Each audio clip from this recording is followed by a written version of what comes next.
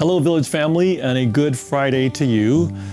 I join you in continued prayers for friends in Florida and Georgia and South Carolina, Western North Carolina especially. Continued prayers for finding ways to peace in the Middle East, Israel, Lebanon, Iran, Gaza, Palestine. Oh my goodness, in these days.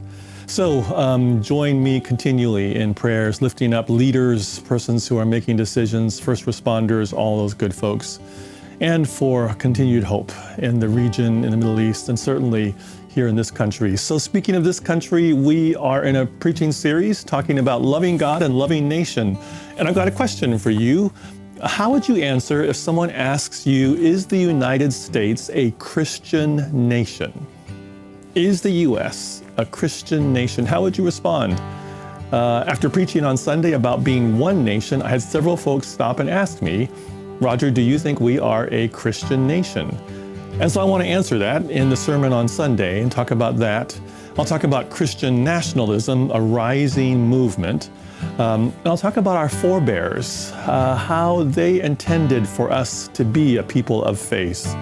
Remember that the First Amendment to the Constitution talks about this. It says Congress shall make no laws regarding the establishment of religion. And shall also not prohibit the free exercise thereof. So Congress doesn't get to make a law about a particular religion, nor do they get to prohibit exercise of religion. And then it says Congress will also provide for the freedom of speech and the press and the right to peaceably assemble and to right to form grievances against the government for particular reasons. All of that in the First Amendment.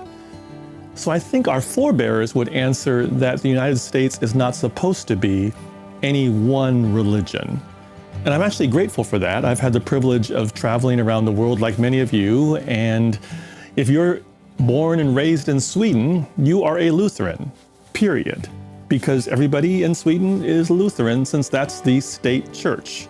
I do have friends in Sweden who are not Lutheran, but they have to fill out annually a 12-page form online to remove themselves from the Lutheran church so they can be part of the Presbyterian church in Sweden, which is a very, very small but a very powerful church. If you're a Brit, then you are Anglican. You could not be Anglican, but officially, King Charles is the head of state and the head of the church, state and church together.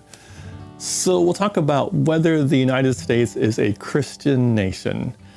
My short answer is, I don't think we are a Christian nation, but I do think we are a nation of Christians.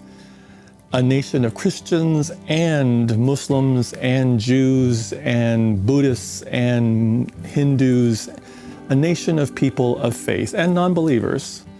So how we navigate our way through that, that's the challenge and the gift of these days. I'm looking forward to this conversation. I'm already enjoying our conversations, having back and forth as I'm talking to folks. So friends, see you on Sunday, whether in person or online, and always, always, always, the Lord be with you. Take care. We'll see you.